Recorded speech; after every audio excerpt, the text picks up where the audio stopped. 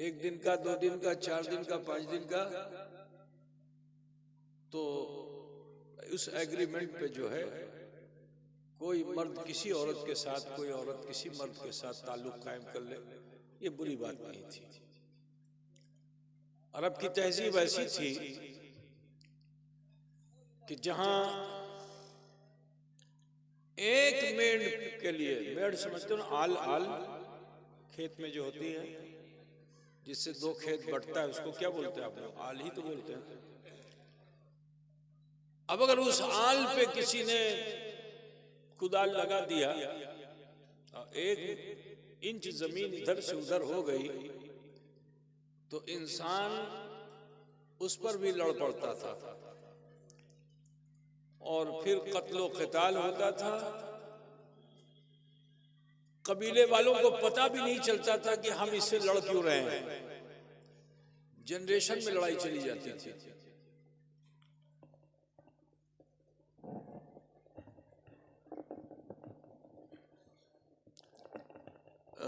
Loose है वो, चल जाने तो हो जाएगा, कोई बात नहीं। जोर जोर से बोलने वाले चले गए, अब हम तो बूढ़े आदमी हैं, धीरे धीरे बोलेंगे, है ना, ठीक है।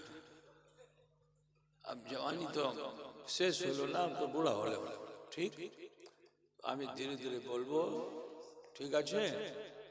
আপনারা মন দিয়ে প্রাণ দিয়ে শুনেন, ইনশাআল্লাহ তাআলা ईमान टटका হবে, ताजा হবে, ठीक আছে? तो अजीजा निगरामी, नस्लों को मालूम नहीं होता था कि झगड़ा क्यों है। अगर फोर फादर में लड़ाई हुई है तो पोता पर पोता, नाती पर नाती, उसको मालूम नहीं होता था कि क्यों हमें झगड़ा करछी। बस जानी दुश्मन थे, एक दूसरे को कत्ल करना, ये वहां की तहजीब थी। जुए का माहौल ऐसा था कि घर बार बेच देते थे।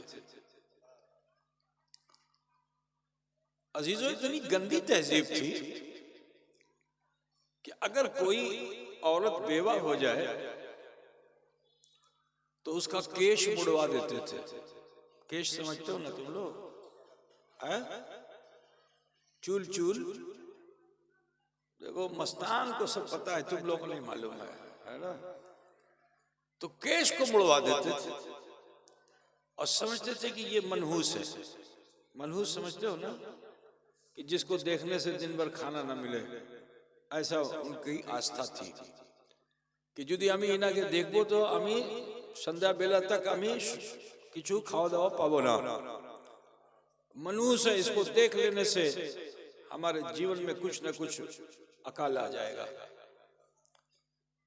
तो उसको कोठरी में बंद कर देते थे, उस औरत को कोठरी में बंद कर देते थे, बाल मुंडवा के। नौकर चाकर भी उसको नहीं देखते थे। दरवाजे के नीचे जो पहले चौखट होती थी, अब तो शेष हो गई चौखट। पहले चौखट बनती थी ना, तो चौखट के नीचे छिद्र होता था, उसी छेद के नीचे से जो है खाना डाल दिया जाता था, पानी डाल दिया जाता था। वो इस तरह से जीवन व्यतीत करती थी। बेटी हो जाए तो रात में ही, सुबह ना होने पाए उससे पहले ले जाके उसको कब्रिस्तान में जिंदा दफन करके चले आते थे। ऐसी गंदी तहजीब थी, ऐसा गंदा माशरा था। और जानते हो बहादुरी किस पे थी? काबे के सामने आकर के नाचते थे जब किसी काफिले को लूट लेते थे। घात लगा के रास्ते में बैठते थे। अब रात में संध्या बेला जब कोई काफिला उधर से गुजरता था तो उसके ऊपर अटैक कर देते थे और 2-4 को कत्ल कर देते, माल व असबाब लूट के लेके आते थे और काबे के सामने आकर डांस करते थे, नाचते थे। इतनी गंदी तहजीब थी, क्या क्या बताया जाए। ऐसे पुराशोर माहौल में, ऐसी गंदी तहजीब में अल्लाह ताला ने जनाब मोहम्मद रसूलुल्लाह सल्लल्लाहु अलैहि वसल्लम को मबूस फरमाया। रसूल कायनात सल्लल्लाहु अलैहि वसल्लम का आना था कि इनकलाब आ गया, बातिल निजाम दरहम बरहम हो गया। मेरे रसूल सल्लल्लाहु अलैहि वसल्लम वो हैं कि जो अपनी नबूवत के लिए बशरियत के मोहताज नहीं है। थोड़ी सी बात बता दूं आपको, नबी फरिश्ता नहीं होगा, रसूल हो सकता है मगर नबी होते पारबे ना, ठीक है ना। नबी कोई जिन नहीं हो सकता है, नबी वो होगा जो मानुष होगा, ठीक है ना। इंसान ही, मनुष्य ही नबी होगा,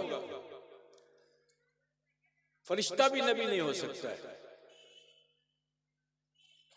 तो अब नबी होने के लिए बशर का होना जरूरी है कि ना। नबी होगा तो बशर होगा पहले, तब नबी होगा। तो आदम अलैहिस्सलाम को अल्लाह ताला ने चुना, मगर नबूवत कब मिली? जब वो इंसान हुए। शीस अलैहिस्सलाम को नबूवत कब मिली? जब वो इंसान हुए। इदरीस अलैहिस्सलाम, नूह अलैहिस्सलाम, है ना, इब्राहिम अलैहिस्सलाम, मूसा अलैहिस्सलाम, यूशा अलैहिस्सलाम, यूसुफ अलैहिस्सलाम, यूनुस अलैहिस्सलाम, इला आखिरी 1,24,000 कबो बेशब आई कराम इस दुनिया में आए। तो अपनी नबूवत से पहले वो क्या थे? अरे बोलो ना भाई, अब इतना समझाया नहीं बुझोगे तो बेकार है कोथा बोलना। नबूवत से पहले क्या थे वो? मनुष्य, इंसान को अल्लाह ने नबी बनाया। उसूल यही है कि नबी वही होगा जो इंसान होगा, जो बशर होगा, जो मनुष्य होगा, अल्लाह उसी को नबी बनाएगा।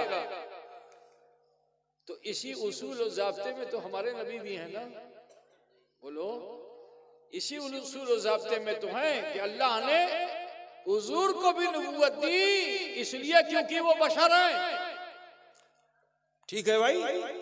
मगर और नबियों में और हमारे नबी में इम्तियाज ये है कि और नबी को पहले बशर बनाया गया, फिर नबी बनाया गया, लेकिन हमारे नबी सल्लल्लाहु अलैहि वसल्लम को बशरियत का मोहताज नहीं रखा गया, पहले नबी बनाया गया, फिर बशर बनाया गया। सुभान अल्लाह, तकबीर, नारे रिसालत, नारे हैदर। এটা আমি বলছি না, এটা নবীর ফরমান, হাদিস আছে कि कुंतो नबी, तिरमिजी शरीफ की हदीस है कि कुंतो नबियों व आदम व बैनल जसद व रूह, मैं उस वक्त भी नबी था कि जब आदम जिस्म और रूह के दरमियान थे, माटी पानी के दरमियान थे, जिस्म और रूह के दरमियान थे, तारपरेও আমি नबी ছিলাম। बांग्ला तो बुझ रहे हो ना भाई आप लोग। और एक बात और भी बता चलूं कि हर नबी के लिए यह जरूरी है कि जब वो नबी बन जाएं तो अति शीघ्र अपनी नबूवत का ऐलान करें, छुपा के न रखें। मूसा अलैहिस्सलाम का वाकया कुरान में है, ठीक है ना। जोशियों ने बता दिया था फिरौन को कि तुम्हारे समाज में एक बच्चा पैदा होने वाला है जो तुम्हारी सल्तनत को ताख्त तो ताराज कर देगा, शेष कर देगा। तो फिरौन ने ऑर्डर कर दिया था कि जो बच्चा पैदा हो, बेटी पैदा हो छड़ दें, जो बच्चा पैदा हो मारे दें। तो सिपाही लोग बाड़ी बाड़ी ढुक ढुक के देखते थे कौन गर्भवती, कौन गर्भवती, कौन गर्भवती। अब जो गर्भवती महिला होती थी उस पर नजर रखते थे, उसको रजिस्टर में लिखवाना पड़ता था, बेटी हुई कि बेटा हुआ। तो अगर बेटा हुआ तो फिर उसको मार देना ये हुकूमत की जिम्मेदारी थी। वो सिपाही आकर के उसको मार देता था। लेकिन जिसको अल्लाह रखे उसे कौन चखे, है ना। कुरान पाक में हजरत मूसा का वाकया है। देखो, नबी तो अभी नहीं हुए हैं, लेकिन अल्लाह ताला ने नबूवत के लिए मूसा को चुन लिया। मां के गर्भों में ही चुन लिया। पैदा हुए तो मां की ममता बेकरार हो गई कि अभी सिपाही आएंगे मार देंगे। तो आपकी मूसा अलैहिस्सलाम की बड़ी बहन थी, उन्होंने अपनी मां से कहा कि ए मां, अल्लाह पे भरोसा करो और इनको दरियाए नील में डाल दो, दरियाए नील में डाल दो, मैं पीछे पीछे जाऊंगी, देखती रहूंगी कि ये कहां जा रहा है, कहां जा रहा है, कहां जा रहा है, हम निगरानी करेंगे। ए मां, आप दरियाए नील में डाल दीजिए।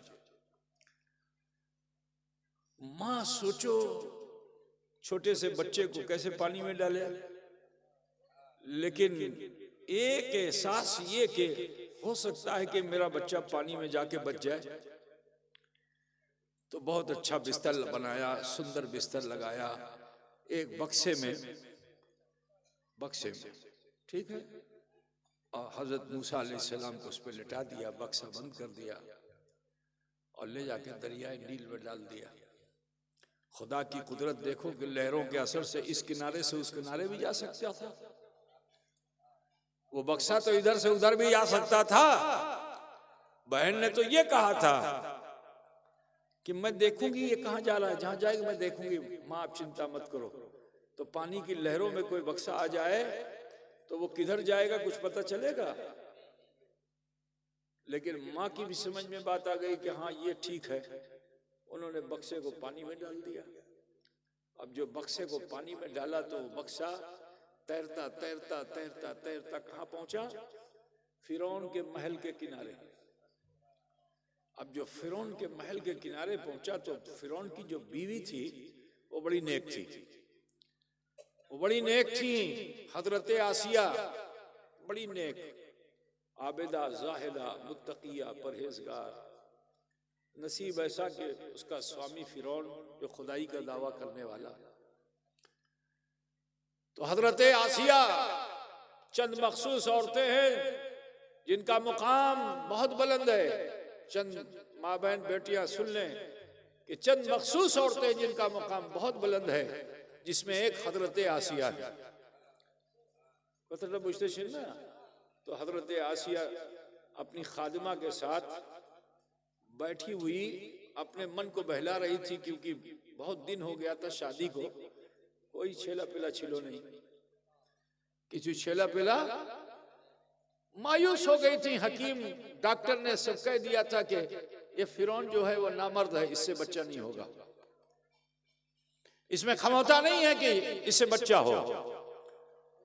शरीफ बीवी थी, वापस मैके नहीं गई, फिरौन के साथ जरूर थी, बड़ी मायूस थी, मगर अल्लाह की जात से बहुत पुरुम्मीद भी थी, उस वादउल शरीक की जात से बहुत पुरुम्मीद थी। तो दिल को बहलाने के लिए नदी के किनारे आ गई, दरियाए नील के किनारे, वहां घाट बना हुआ था, बैठी हुई थी, मछलियां उछल कूद रही थी, दिल को थोड़ा ठीक लग रहा था। अचानक नजर पड़ी एक बक्से पे, तो नौकरानी से कहा कि देखो वो क्या उठा की अच्छे।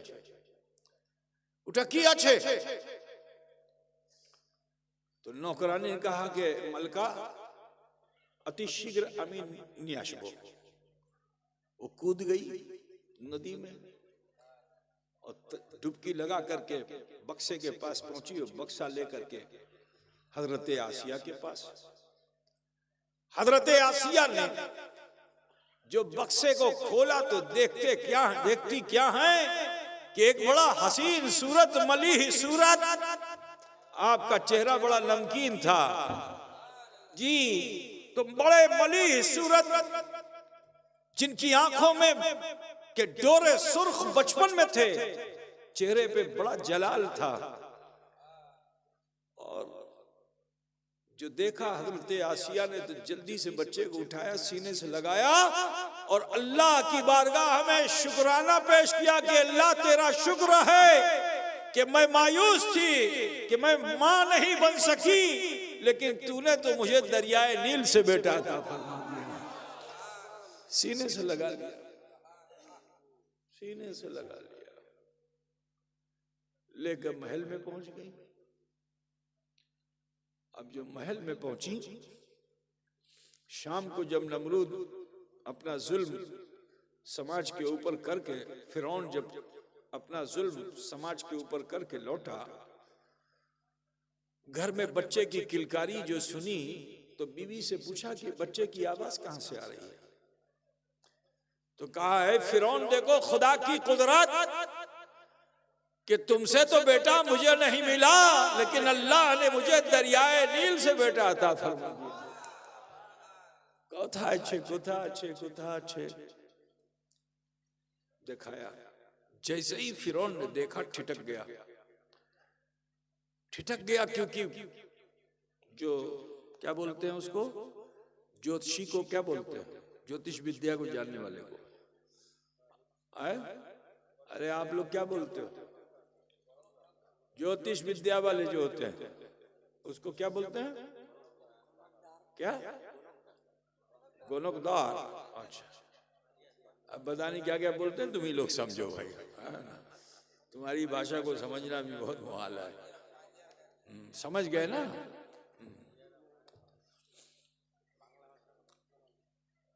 अरे ज्योतिष तो बंगला में भी है ना भाई, तब क्या इधर उधर की बात है, देसी भाषा लेके घुसा देते हो, बंगला को खराब कर डालते हो। इतनी सुंदर भाषा उसको तुम लोग बिगाड़ के रख देते हो बिल्कुल। हाँ,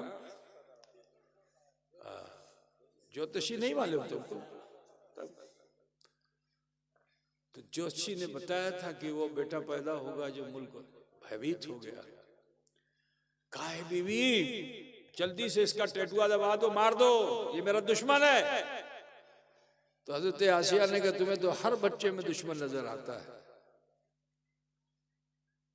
तो उसने कहा ना ना ना ना मारे दे। हजरत आसिया ने कहा ये तो हो नहीं सकता। तो फिरौन ने कहा अच्छा ठीक है, एक टेस्ट करते हुए। की टेस्ट करते हुए? टेस्ट इटा करते हुए कि जुदी इन्हें नबी होवे तो आगुन टच करबे ना। ठीक है, तो आमी लाल रखबो, लाल एक तरफ लाल रखबो, एक तरफ आग रखबो। लाल समझते हो कि नहीं? एक पत्थर होता है तो उस पत्थर से भी रोशनी ऐसे निकलती जैसे आग से निकलती है, दोनों एक ही तरह का दिखता है। का बच्चे को क्या पता होगा कि लाल क्या है आग क्या है? मैं टेस्ट करूंगा। तो उसने ला करके एक तरफ आग रख दिया, एक तरफ लाल रख दिया, और हजरत आसिया से कहा छाड़ो। अब जो बच्चे को छाड़ा तो वो बच्चा चलता है ना हाथ पैर से, उसको क्या बोलते हैं आप लोग? है हमागोड़ी। अच्छा चलो, सब पता नहीं बंगला है कि देसी है, अल्लाह बेहतर जानता। हमागोड़ी ठीक है। अब चलता हुआ बच्चा आगे थोड़ा दूरी पे लाल, ठीक। तो जो चीज आगे होगी बच्चा वही तो पकड़ेगा। थोड़ा आगे आग रख दिया, थोड़ी दूरी पे लाल रख दिया, तो जो चीज आगे होगी बच्चा उसी को तो पकड़ेगा। तो हजरत मूसा अलैहिस्सलाम तकाज़े बशरी के तहत आगे जो बड़े बच्चे थे ना, अब चीज आगे थी, जैसे ही हाथ लगाना चाहा हजरत जिब्रील ने रोका और लाल की तरफ बढ़ा दिया। लाल की तरफ नहीं, आग की तरफ बढ़ा दिया। अब जो आग की तरफ बढ़ाया तो तकाज़े बशरी के तहत आपने आग उनको उठा लिया। कुरान शरीफ में है ये, आग उनको उठा लिया। और बच्चा जो चीज अपनी मुट्ठी में पाता है उसको क्या करता है? जो मिले मुंह में, जो मिले मुंह में। तो हजरत मूसा अलैहिस्सलाम ने भी पूरी आग को उठा के मुख में रख लिया, मुख में रख लिया। नबी को कोई आग जला नहीं सकती है, लेकिन अल्लाह की कुदरत से उसका असर यह हुआ कि आपकी जुबान में लुकनत आ गई, आप तोतले हो गए। जबान जल जाएगी तो क्या होगा, है ना? तो जली तो नहीं, मगर अल्लाह ने जुबान में गिरह लगा दी, आप तोतले हो गए। अभी नबी नहीं है, अभी सिलेक्टेड है, चुने हुए नबी हैं कि इन्हें नबी बनाया जाएगा। ठीक है। फिरौन ने देखा कि इसने तो आगुन उठा लिया है, इसका मतलब यह नबी नहीं है, तो भी बड़ा खुश हुआ। और जो खुश हुआ तो हजरत मूसा अलैहिस्सलाम को उसने अपनी गोद में ले लिया। अब जब गोद में लिया तो उसने तकब्बुर में अपनी दाढ़ी के अंदर मोतियां चुन रखी थी, दाढ़ी में। वो देखा है अफ्रीका में, वहां के लोगों का फोटो देखा होगा, दाढ़ी में बाल में मोती चुन लेते हैं। उसने सब मोतियां लगा रखी थी, कीमती मोती लगा रखी थी। हजरत मूसा अला नबीना अलैहि तैयतो व सना ने झट से उसकी दाढ़ी पे हाथ मारा। अब जो दाढ़ी पे हाथ मारा तो जो मोतियां गुंधी हुई थी वो सब जमीन पे गिर गई। झुंझला करके हजरत मूसा को उसने एक तरफ डाल दिया। समय व्यतीत होता रहा, मूसा अलैहिस्सलाम का जीवन उसी फिरौन के महल में गुजरता रहा। और जानते हो मामला दूध पीने का था। अब इनको दूध कौन पिलाए, दूध कौन पिलाए? हत्ता कि आपकी बहन पहुंच गई महल में। कहा ये एक औरत ऐसी है कि जिसका दूध ये जरूर पी लेगा। तो कहा ठीक है, उसको लेके आओ। हत्ता कि उनकी बहन अपनी माँ को लेके गई तो मूसा अलैहिस्सलाम के पास बहुत सी दाएं आई दूध पिलाने का, किसी का दूध नहीं पिया। लेकिन जब माँ आ गई तो माँ की गोद में आप चले गए, आपने दूध पीना शुरू कर दिया। तो अजीजो देखो, यहाँ माँ की भी परवरिश हो रही है, वहाँ बेटे की भी परवरिश हो रही है, बहन की भी परवरिश हो रही है। जवान हो गए। जब आप जवान हो गए तो अल्लाह ताला ने ताजे नबूवत से सरफराज किया। हजरत मूसा अलैहिस्सलाम को उस समय 14 बच्चर आप रहे फिरौन के महल में। नबी नहीं थे, होने वाले नबी थे, ऐलान नबूवत नहीं किया। लेकिन जैसे ही नबूवत मिली तो अब अल्लाह का हुक्म है कि अति शीघ्र ऐलान नबूवत करो। ये मत देखो कि फिरौन का जुल्म कैसा है, तुम्हारे साथ चंद हवारी हुए कि नहीं हुए, फौरन ऐलान नबूवत करो। आपने जैसे ही नबूवत मिली ऐलान नबूवत कर दिया। तो बचपन से उसने मौजज़ाते नबी देखा था फिरौन ने। तो फिरौन ने मुकाबले में हजरत मूसा के मुकाबले में फौज नहीं रखी, किसी सिपाही को नहीं भेजा। कहा ये मौजज़ाती इंसान है तो लिहाजा इसके सामने जादूगर चाहिए। ठीक है, क्योंकि बचपन से उनकी करामत, उनके मौजज़े देखे थे मूसा अलैहिस्सलाम के। तो फिरौन ने जो है जादूगर को बुलाया। और जानते हो कितने जादूगर बुलाए थे? 70,000। एक मूसा के मुकाबले में 70,000 जादूगर आए थे। और सब ने मिलकर तय किया कि इनके सामने सांप का जादू पेश किया जाए। तो सबने सांप का जादू पेश किया। रस्सी डाली सांप, लकड़ी डाली सांप। ठीक। तो अल्लाह ताला ने हजरत मूसा अलैहिस्सलाम का अजीम शान मौजज़ा ये कि अल्लाह ताला ने उनके हाथ की जो लकड़ी थी, ऐसा था, उसको जमीन पे डालने का हुक्म दे दिया। तो जैसे ही जमीन पे गया अजदहा बन गया। अजदहे को क्या कहते हो तुम लोग? बड़ा वाला सांप है ना, अजगर। अजगर, हाँ देखो, यहाँ तो नाम भी अजगर रख देता है ना। यहाँ गांव में जो है किसी बच्चे का नाम भी अजगर रख देता है। असगर रखा गया तो उसको अजगर बना देता है ना भाई।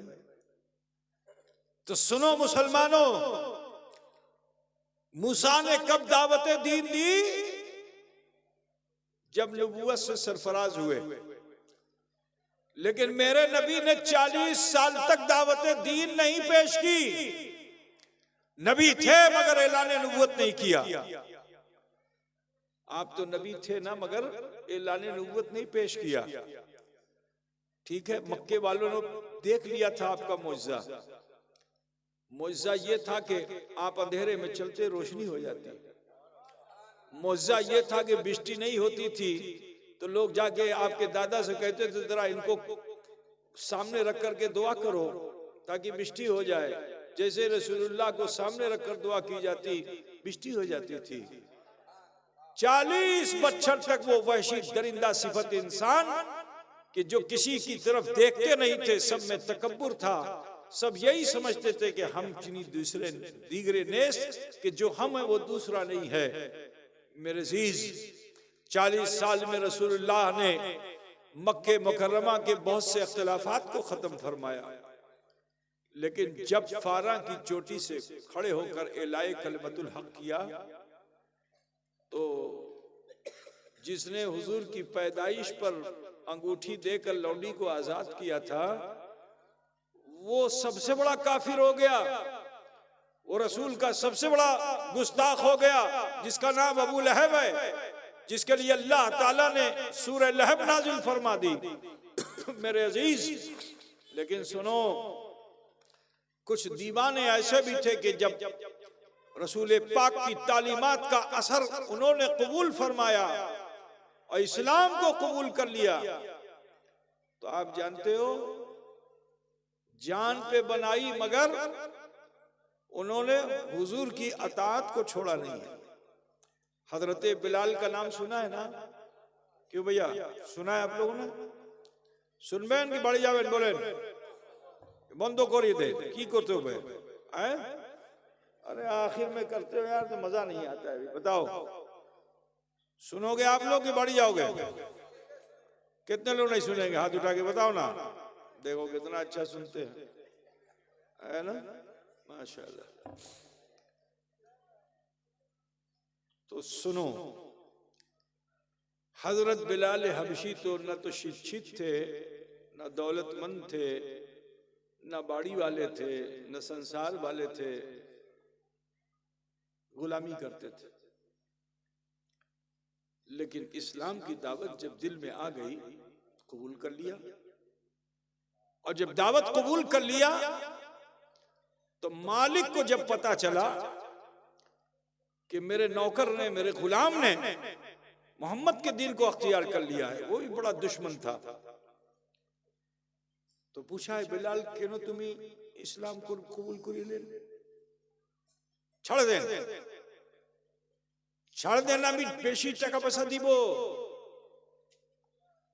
और देखो ओखाने दिरहम आछे, दीनार आछे, अशरफी आछे, संपूर्ण तुम्हार ढेर लगा हुआ था रखे पैसे का जितना आछे संपूर्ण तुम्हार, मोहम्मद के दीन को छोड़ दो।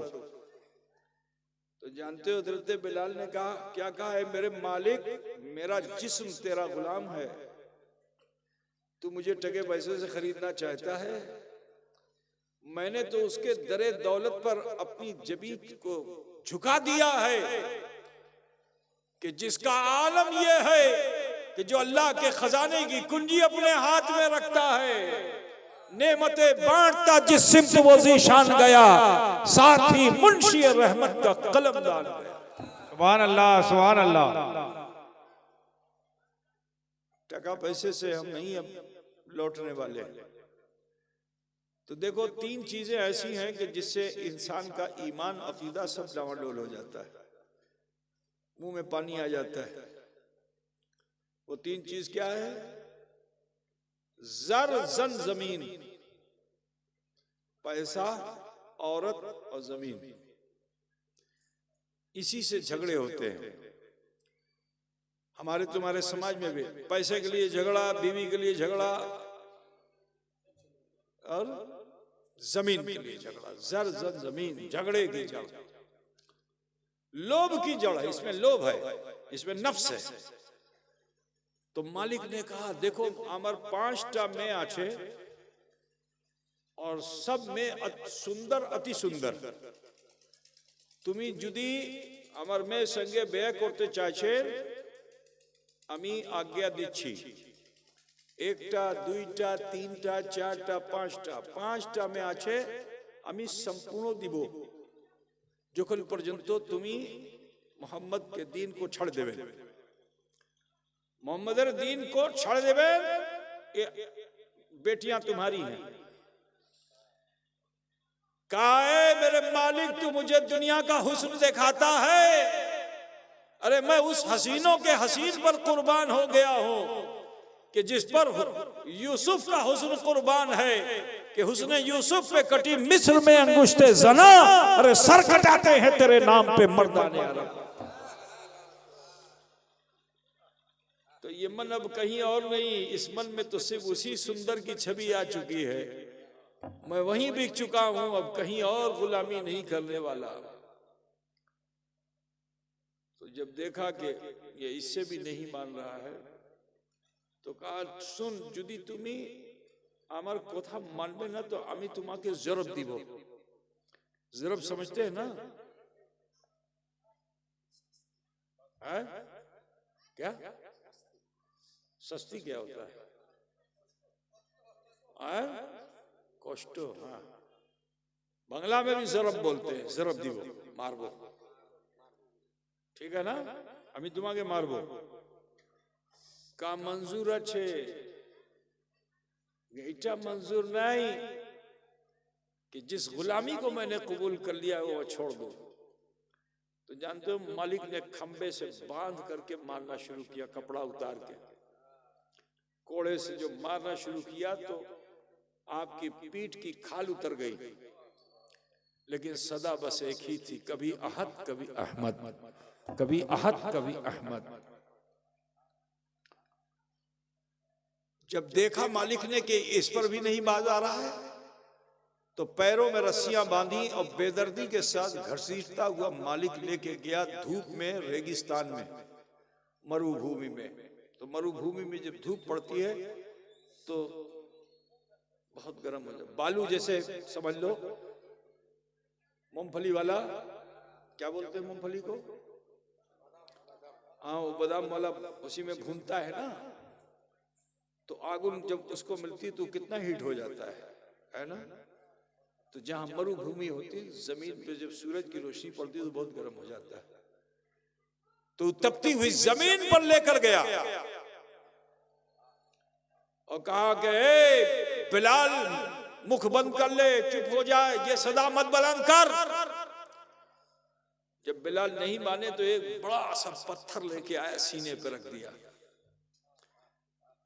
कि बोल न पाए लेकिन फिर भी सदा बुलंद हो रही थी तो लकड़ी को जलाया और कोयला मुंह में रख दिया आगुन आपकी जुबान जल गई अजीजो ये सारी मशक्कतें बर्दाश्त की इसलिए क्योंकि गुलामी मोहम्मद अख्तियार कर ली थी जनाब मोहम्मद रसूलुल्लाह के गुलाम हो गए थे कि अब तबीयत में नहीं जीना है मुस्तफा की दी हुई शरीयत में जीना है अजीजान गिरामी जरा ख्याल फरमाइए कि मक्के में वो थोड़े से सहाबा थे कि जिन्होंने हुजूर सल्लल्लाहु अलैहि वसल्लम के लिए अपना घर छोड़ दिया अपनी जमीन छोड़ दी अपनी जायदाद छोड़ दी अपने माँ बाप को छोड़ दिया अपने भाई बंधु को छोड़ दिया अपने बच्चों बेटियों को छोड़ दिया कहा हमें ये नहीं चाहिए हमें चाहिए तो सिर्फ मोहम्मद रसूलुल्लाह का दीन चाहिए अजीजाने गिरामी वो मुसलमान थे आखिरकार वो मुजाहिदीन इस्लाम जुल्म सहते सहते नबी के फरमान पर जब आपने हिजरत की और मदीने आ गए तो मदीने मुनव्वरा में भी तहजीब यहाँ की बहुत अच्छी नहीं थी शराब कबाब का माहौल यहां भी था अब जब यहां आ गए तो इधर महाजिर इधर अंसार वहां अंगूर की शराब होती थी यहां खजूर की शराब अब दोनों बैठ के पीने लगे क्योंकि शरीयत का हुक्म तो था नहीं कि शराब मत पियो इब्तिदाई दौर इस्लाम में शराब जायज थी शराब को शरबत की तरह पीते थे लोग पानी की तरह पीते थे शराब से इतनी भालोबासा थी कि मैं आपको बताऊं कि मक्के से जब हिजरत किया उन सहाबा ने अपनी माँ को, अपने बाप को, अपने भाई को, अपने बंधु को छोड़ा, घर बार छोड़ा, लेकिन ये शराब की बोतल छुपा के लेके आए, क्योंकि इससे उनका सेंटिमेंट जुड़ा हुआ था। शराब की बोतल से इतनी मोहब्बत थी उनको, क्योंकि उनके पूर्वजों ने उस शराब को निकाला था, उस पे उन्होंने शायरी की थी, कविता कही थी, गजल कही थी। बात समझ रहे हो ना? तो शराब की अहमियत ऐसी थी। अब यहाँ अंसार मुहाजिर मिलके शराब पीने लगे, तो बुखारी शरीफ में किताब तहारत की बहुत तवील हदीस है, उसका मैं सारांश आपके सामने रखता हूँ कि अजीजानी गिरामी, अब जब सहाबा किराम यहाँ हुजूर सल्लल्लाहु अलैहि वसल्लम के संग रहने लगे तो हुजूर सल्लल्लाहु अलैहि वसल्लम की अदाओं को अपनाते, जो नबी करते वो सहाबा करते, जैसे नबी मुचकी मारते वैसे सहाबा भी मुचकी मारते, जैसे नबी बयान फरमाते सहाबा भी अपने बोलने का ढंग वही, जो नबी करते वैसे ही वो करते थे। ठीक है, हुजूर की तरफ से जो फरमान आ जाता उसको वो मानते थे। जरा ख्याल करो ये मुसलमानों कि जिस वक्त रसूल पाक ने मुआखात कायम किया था, मुआखात आप नहीं समझते होंगे, यानी एक को दूसरे का भाई बनाना। ये अंसारी मुहाजिर, अंसार तो घर बार छोड़ के आए, मुहाजिर तो घर बार छोड़ के आए थे, इनका न बाड़ी था, मकान था, कुछ नहीं था। तो मेरे रसूल ने जब अंसार के दरमियान मुआखात कायम किया, फला फला का भाई, फला फला का भाई, फला फला का भाई, फला फला का भाई, सबने कबूल कर लिया और अपने घर ले गए। जरा देखो कैसी भालोबासा थी। तो मैंने बताया कि अरब में बीवियों आज भी रखने का बहुत रिवाज है। कुरान पाक में भी मसना सुलासा और रुबा का हुक्म है कि कम से कम 2 नहीं तो 3 नहीं तो 4। ठीक है, ये तो कुरान ने रोक दिया, वरना 40 भी था, 400 भी थी। बात समझ रहे हैं ना? अरब का हाल ये था कि ज्यादा से ज्यादा एक मुसलमान अभी 4 शादी कर सकता है। पहले क्या था? करते रहो करते रहो करते रहो। औरत को बिल्कुल समझ लीजिए कि कितना रजील जलील समझा था लोगों ने। ये तो इस्लाम था कि जिसने आके औरतों को इज्जत दिला दिया, वरना औरत हर समाज में जलील रही। ये तो इस्लाम की अजमत है कि इस्लाम ने औरतों का मुकाम बता दिया कि औरतों का मर्तबा और मुकाम क्या है। ऐ मुसलमानों ख्याल फरमाइए कि अब लेके गए अपनी बाड़ी में जब अंसार मुहाजिर को, तो कई बीवियां उनमें उनके पास थी ना, सामने खड़ा कर दिया, कहा भाई जब रसूल पाक ने तुम्हें हमारा भाई बना दिया, मुआखात कायम कर दिया है, तो जमीन जायदाद जो है उसमें तो हमारा तुम्हारा बराबर का हिस्सा है, तो लिहाजा इन बीवियों में भी हमारा तुम्हारा बराबर का हिस्सा। जो बीवी मेरी पसंद बता दो, मैं उसे तलाक दे दूंगा, तुम उससे शादी कर लो। बोलिए इतनी बड़ी कुर्बानी कोई देगा? कोतरा बुझते चले बाबा, इतनी बड़ी कुर्बानी कोई नहीं दे सकता है।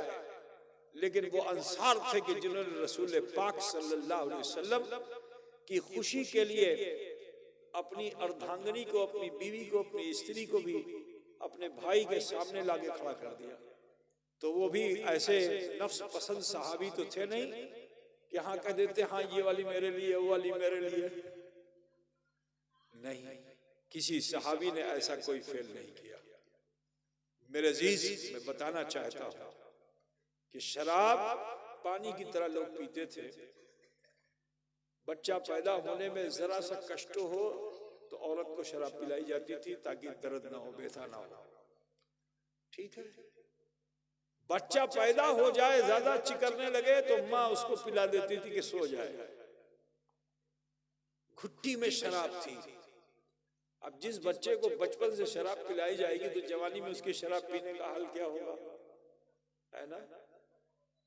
मामूल हो जाएगा वो। आदि जैसे आज यूरोप के अंदर बगैर शराब के रह ही नहीं सकते। आप यूरोप में चले जाइए, ठंडे इलाकों में चले जाइए, बगैर शराब के रह ही नहीं सकते। अब लद्दाख में चले जाओ, 99% लोग शराबी मिलेंगे आपको। उनके वहां शराब है क्योंकि वहां बर्फ है। अब बर्फ है, सर्दी है, बहुत ज्यादा ठंडक है, तो शराब पी करके अपनी तवानाई को बाकी रखते हैं। जबकि शराब वो चीज है कि जो इंसान को माऊफ कर देती है। मेरे अजीज, अब अंसार और मुहाजिरीन मिल के शराब पी रहे थे। शरीयत का हुक्म आ गया। मुसलमानों गौर से सुनिएगा, बस ज्यादा लंबी बात नहीं करना है। शरीयत का जब हुक्म आ गया कि शराब हराम, अल्लाह के रसूल सल्लल्लाहु अलैहि वसल्लम ने मिंबर रसूल से खड़े होकर ऐलान कर दिया, एक बात बताओ मुझे कि अगर किसी इंसान की आदत है तंबाकू खाने की, खैनी खाने की, और डॉक्टर ये बताए कि तुम देखो अब इस हाल में पहुंच चुके हो कि अब अगर तुम खैनी खाओगे तो तुमको कैंसर हो जाएगा, बचोगे नहीं। वो डरा रहा है कि जान चली जाएगी, लेकिन उसके बावजूद मरीज डॉक्टर से क्या कहता है, डॉक्टर साहब इटा हमार आदत अच्छे, दिन भर में 10 मरतबा पान करछी, अब सकाले सन्दा करबो, यदि अमी खैनी खाबो ना तो समय पे होवे ना, है ना। सकाले संध्या की जाए, सोच लो वो बता रहा है कि मर जावे, लेकिन उसके बावजूद इसको छोड़ने में उसको संकोच हो रहा है। मेरे अजीज, लेकिन जब रसूल पाक ने फरमाया कि शराब को हराम कर दिया गया, अल्लाह का हुक्म आ गया, आयत करीमा पेश कर दी, तो सहाबाए किराम अपने अपने घर गए और उन्होंने अब ये नहीं देखा कि ये बाप दादा की बोतल है, सुराही है, इससे हमारी हिस्ट्री जुड़ी हुई है। नहीं, भांग दिया, बर्तन को भांग दिया, पीतल का था भांग दिया, तांबे का था भांग दिया, लोहे का था भांग दिया, शीशे का था भांग दिया। जब सारे बर्तनों को तोड़ दिया तो हदीस शरीफ में आया यह है कि मदीने की गलियों से शराब नालियों से बहने लगी। ये बड़े ताज्जुब की बात है, जहां पानी नहीं बहता था वहां शराब बहने लगी। सोचो, क्योंकि मरुभूमि है। अब मरुभूमि में अगर बालू में अगर तुम पानी डालोगे तो पानी बहेगा? बोलो, नहीं बहेगा ना। उस समय तक नहीं बहेगा जब तक के पूरा बालू तर न हो जाए, फिर कुछ कुछ निकलेगा, फिर बहेगा। अब आप सोचिए कि उस जमीन में कितनी शराब डाली गई होगी आंगन में कि जमीन भी तर हो गई, और उसके बाद फिर शराब बहकर नालियों से बाहर निकल गई। ख्याल कीजिए कि उन सहाबा के पास शराब कितनी रही होगी। शराब की बदबू से कई दिन तक रहना मुहाल हो गया। तो ये सहाबाए किराम जब मस्जिद नबवी पहुंचे तो मेरे रसूल ने इरशाद फरमाया कि मेरे सहाबा, क्या तुमने बर्तन तोड़ दिए? या रसूल अल्लाह, आपनार हुक्म छिलो शराबेर बर्तन जत्तो छिलो आमी भांगे दिलाम। तो मेरे नबी ने फरमाया कि तुम्हें सारे बर्तनों को नहीं तोड़ना चाहिए था, उन बर्तनों को तोड़ना चाहिए था जिसमें शराब ढुक गई, जैसे कद्दू का बर्तन। अब आप लोग पता नहीं कद्दू जानते हो कि नहीं जानते? होता ना, तुम्हारे वहां तो छप्पर पे भी हो जाता है ना। तो अब लौ के अंदर से अगर उसका बीज निकाल दिया जाए और उसको सुखा दिया जाए तो बर्तन बनेगा कि नहीं बनेगा? कटोरा बनाना चाहो कटोरा बनेगा, सुराही बनाना चाहो तो सुराही बनेगी, है ना। की बोल डॉक्टर बता रहा है खुरई, समझ गए ना भाई आप लोग? साधु लोग उसका कमंडल बना के चलते हैं, देखा होगा साधुओं को, उनके पास वो रहता है, उसको कमंडल बना देते हैं। अजीजाने गिरामी, शराब जिसमें दाखिल होगी उसे तोड़ देना चाहिए था, जैसे कद्दू का बर्तन। मेरे नबी ने मिसाल भी दी, तुम्हें सारे बर्तनों को नहीं तोड़ना चाहिए था। ये लोहे का बर्तन, तांबे का बर्तन, पीतल का बर्तन था, इसको वो आंवे में डाल देते। आंवा समझते हो ना, जैसे बर्तन, जैसे वो क्या कहते हैं उसको, मिट्टी का बर्तन बनाते हैं ना, उसमें आंच लगा देते, आग लगा देते हैं, उसको क्या बोलते हैं?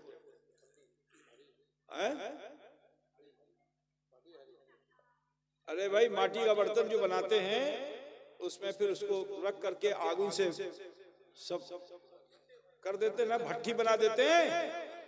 अब जब भट्टी ठंडी हो जाए जभी तो बर्तन निकलता है। तो मेरे नबी ने क्या फरमाया कि यदि इसको आगुन में तुम डाल देते, आग ठंडी हो जाती तो ये बर्तन पाक हो जाता। लोहे का बर्तन, तांबे का बर्तन, पीतल का बर्तन पाक हो जाता। उस बर्तन को तुम्हें तोड़ना चाहिए था जिसमें शराब दाखिल हो गई। अब अगर तुम्हारे पास शराब का कद्दू का बर्तन है तो तुम उस बर्तन को पाक कर ही नहीं सकते हो। आग में डालोगे जल जाएगा, और पानी से डाल के धोना चाहोगे तो जैसे ही पानी डालोगे तो जो जज्ब किया है उसने, उसके अंदर तो शराब ढुकी हुई है ना, सूख गई है। जैसे ही पानी डालोगे तो ढुकी हुई शराब जो सूखी है उससे जैसे ही पानी मिलेगा तो ये पानी नजिस हो जाएगा, और नजिस चीज से नजिस चीज को पाक नहीं किया जा सकता है। मैं यही तुम्हें बताना चाहता हूं, मुसलमानों, तकरीरें तो बहुत होती हैं, आज हमारा दिल क्यों नहीं रोशन है? उसकी वजह एक ये है क्योंकि हमने पाकी का ख्याल नहीं रखा है।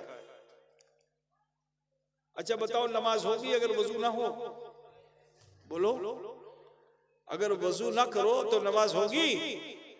तो नमाज के लिए वजू शर्त है, और वजू के लिए पाक पानी का होना शर्त है। अच्छा, पाक पानी भी है लेकिन आपके बदन पे नजासत लगी हुई है, आपने उस नजासत को दूर नहीं किया, वजू होगा? बोलो भाई। ओबे, और आपके वहां होता क्या है कि बाथरूम के अंदर, आप तो अभी माशाल्लाह बहुत अच्छा अच्छा बाथरूम बना रहे हो, लेकिन बाथरूम में जो पाकी हासिल करने का बर्तन होता है, उस बर्तन को, यानी मिसाल से बाल्टी रखे हुए हो, लेकिन उसके मग से तुम्हें आबदस करना है, तो उस मग को अगर बाल्टी में लटका दो तो ठीक है, लेकिन आप उसको जमीन पे रख देते हो। अब वहां बच्चा जाएगा, पेशाब करेगा, आप ही गए, पेशाब की छींटें पड़ सकती हैं, ठीक, और वहीं ले जाके आपने डब्बा रख दिया, ठीक, और उसी डब्बे को फिर बाल्टी में डाल दिया, तो बोलो वो पानी पाक है कि ना पाक? बोलो बाबा। और फिर उसी से आपने आबदस ले लिया, तहारत ले ली, तो पाक हुए आप। अब जब पाक नहीं हुए तो वजू होगा, और जब वजू नहीं होगा तो नमाज होगी? बोलो। हम पढ़ भी रहे हैं लेकिन पढ़ के भी नहीं पढ़े के बराबर है। कदर बुझते ना, तो पाकी का खास ख्याल रखिए। ईदगाह इसलिए बता रहा हूं, पाकी का खास ख्याल रखिए। अन्नज़ाफ़त शोबत मिनल ईमान, नजाफत जो है ये ईमान का हिस्सा है, तो बहुत जरूरत है कि पाकी का ख्याल रखिए। ऐ मुसलमानों, जरा देखो शरीयत मोहम्मदी पे हजरत मौला अली कैसा अमल पैरा, और उनका तकवा, उनकी परहेजगारी कैसी। ओए बच्चे, ओए बैठ, उनका तकवा, उनकी परहेजगारी कैसी कि हजरत अली फरमाते हैं, शराब से ऐसी नफरत हो गई कि हजरत अली फरमाते हैं कि अगर शराब का एक कतरा किसी भूमि पे गिर जाए और फिर मूसलाधार बुझती हो, घने घने बिजती हो, बंगला में तो घने घने बोलते हैं ना, ये मौलवी बोल, क्या बोलते हैं? घने घने बोलते हैं ना, घने घने बिजती हो, तो माटी पे जब घने घने बिष्टी होबे तो बोलो शराब थाकबे, अरे शराब क्या 2 इंच तो माटी भी शेष हो जाएगी, होगी कि नहीं होगी? तो वहां शराब रहेगी। लेकिन हजरत अली का तकवा ऐसा है कि आप फरमाते हैं कि अगर शराब का एक कतरा किसी जमीन पे गिर जाए और वहां घने घने बिष्टी हो और उसके असर से वहां घास उगे, घास को क्या बोलते हो तुम लोग? घास ही बोलते हो? अच्छा, कुछ और तो नहीं बोलते ना। घास निकल आए और उस घास को कोई बकरी खा ले, गौर से सुनो मेरे भाई, आज हम ये भी नहीं ध्यान देते कि कैसा जबिया है, कैसे हुआ है, गोरू का गोश्त है तो खा ही लो, है ना।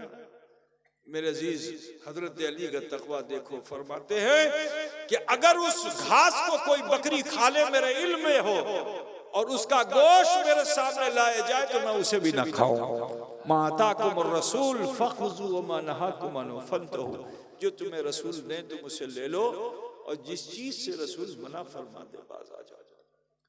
आज जरा सोचो मुसलमानों, क्या हम इस तरह अपना जीवन व्यतीत कर रहे हैं? हम हराम हलाल की तमीज नहीं कर रहे हैं, जो हमारे मन में आ रहा है हम वही कर रहे हैं।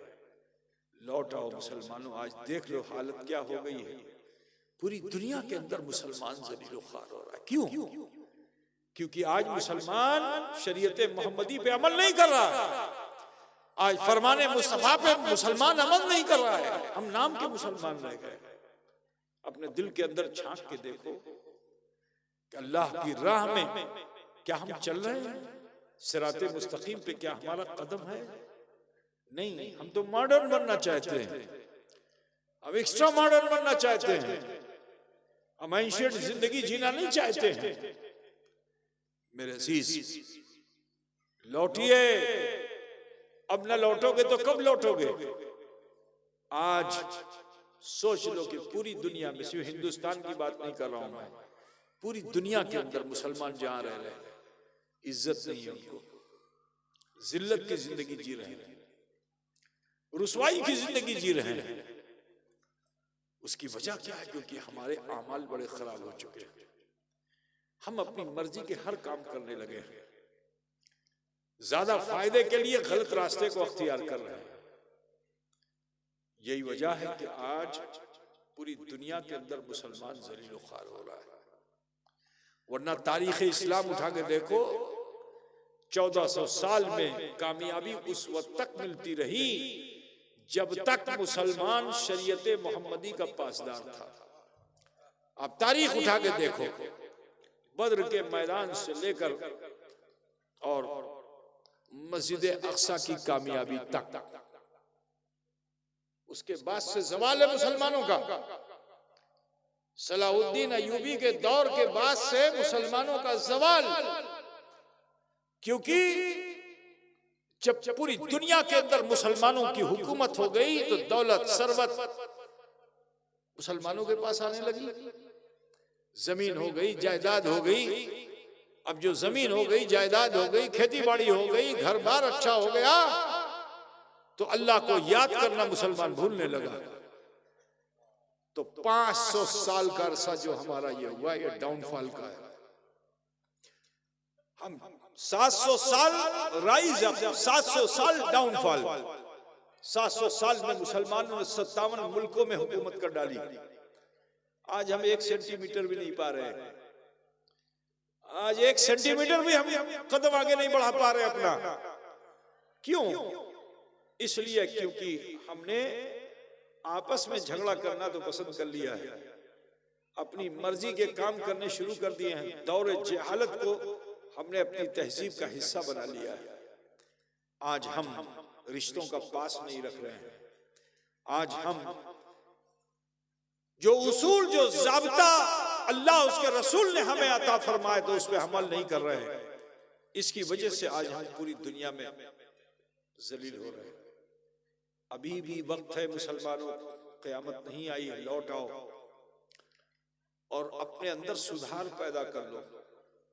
ये मारे जा रहे हो, काटे जा रहे हो, पूछे जा रहे हो, जलील किए जा रहे हो, क्यों? इतनी बड़ी तादाद में हो, लेकिन तुम्हारे अंदर हिम्मत और हौसला नहीं कि तुम मुकाबला कर सको, क्योंकि ईमान तुम्हारा कमजोर हो चुका है। तो ऐ मुसलमानों, आप सबसे कहना, लौटिए, खौफ खुदा पैदा कीजिए, बुराइयों से अपने आप को बचाइए, शरीयत के मुताबिक जिंदगी जीना पसंद कीजिए। अब बहुत से लोग ये कहेंगे कि हमको तो शरीयत मालूम नहीं है। बहुत से ऐसे भी हैं कि जो नमाज इसलिए नहीं पढ़ते कि वो सोचते हैं कि हमको तो नमाज पढ़ना आते नहीं है, हम की पढ़ो के मतन पढ़ो। तो मेरे अजीज, तुम्हारी नमाज ज्यादा अल्लाह पसंद करेगा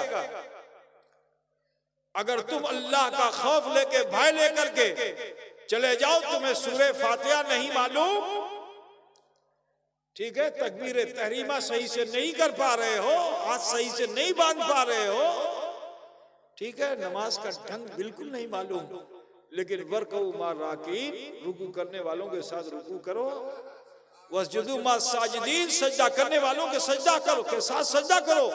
अगर तुम्हें नहीं मालूम, करो। उन तमाम नमाजियों में सबसे बेहतर वो नमाज होगी कि जो खशियत के साथ पढ़ी जाए, अल्लाह उसे जरूर कबूल। लेकिन इसी हाल में मत रहो। आज बहुत से मुसलमान इसीलिए नहीं जाते कि अमी नमाज पढ़ते अमी पढ़े पारी ना के मतलब नमाज पढ़बो अमी जानची ना। मेरे जीज, इसी में पूरी जिंदगी गुजार देता है मुसलमान। अल्लाह ने फरमा, रुकू करने वालों के साथ रुकू करो, सजदा करने वालों के साथ सजदा करो।